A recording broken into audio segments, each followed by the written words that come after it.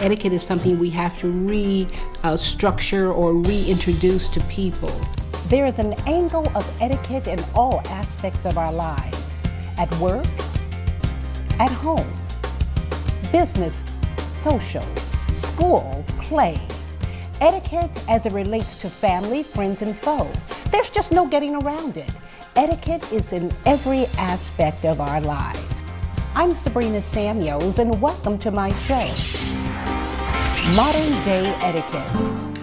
Hello everyone, I'm Sabrina Samuels, owner of Beckman Etiquette.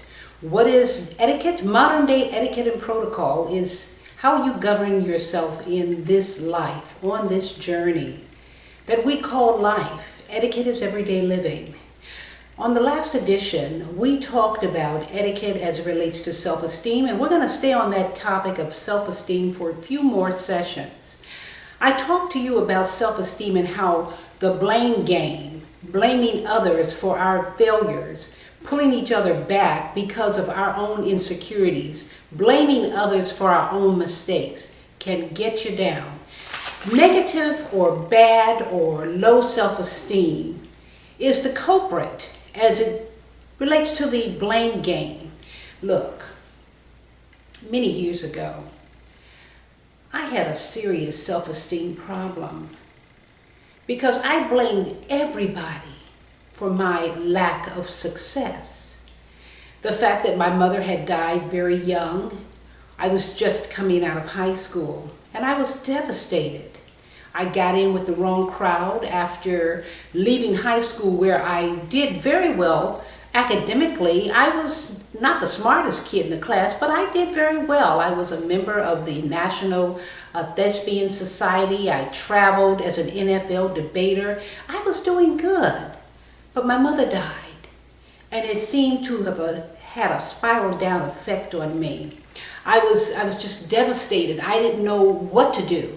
So it was time to go to college, and although I didn't want to go to college, I received a scholarship at a university in the South, and I didn't want to go there, so I decided to go back to the Midwest, and we decided all to go to college. When I got to college, I got with the wrong group, and it was a spiral down effect.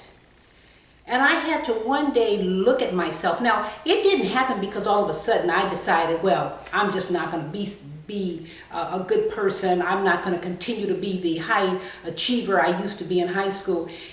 A chain of events happened. Number one, when my mother passed away, myself and my siblings, we had to go back to live with other people. And that was not a good experience for me. Well, I ended up spiraling out of control and getting with the wrong crowd, doing the wrong things. But deep down, there was something in me. I always knew that it was not right. But I'm not perfect. I'm a sinner saved by grace, leaning on the Lord. And that's how I say it. But I was in trouble.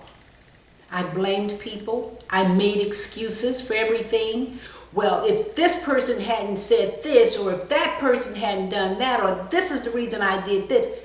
No, it was all on me. Because see, I knew the right way to go. I knew the right way to go. But I made excuses. I played the blame game. That's because I allowed my self-esteem to go down. And part of the fact is I was mourning. I was missing my mom, my best friend. She would never be there for me anymore, to go to the debates that I would debate at, to go to the pageants that I entered, to have my little coffee and talk with her. She would never be there again. So I was depressed.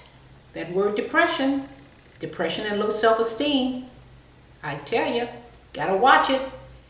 All of those things were going on in my life, and I went down, down, down.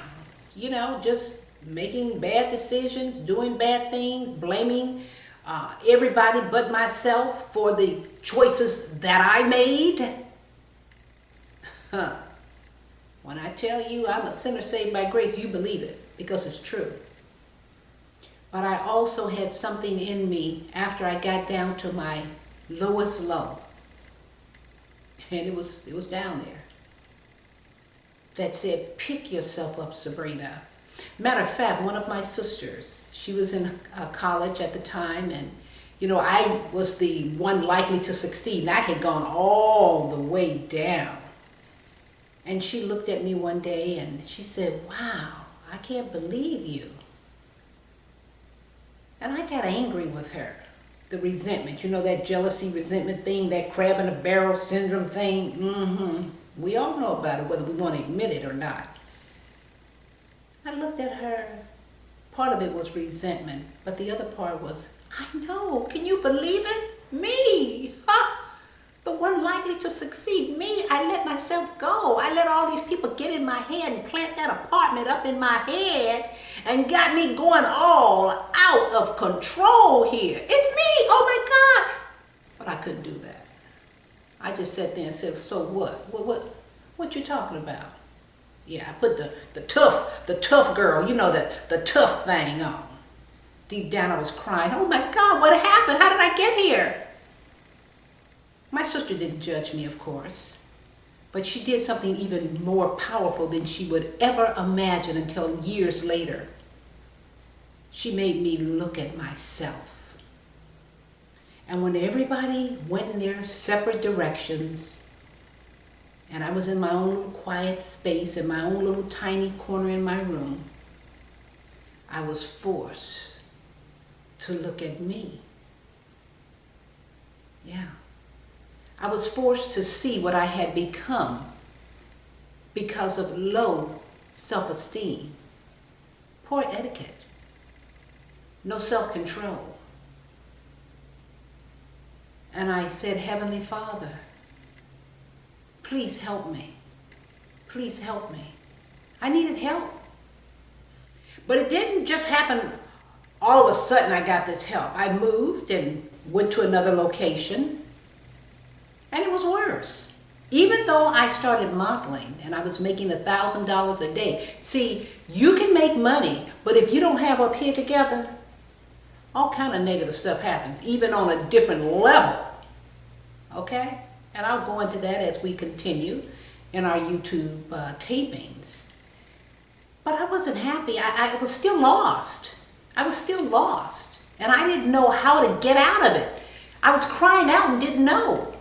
I saved up the little money I could save up, and I bought a one-way ticket. And that's when my life changed. That's when low self-esteem started changing, started loosening its grip on me.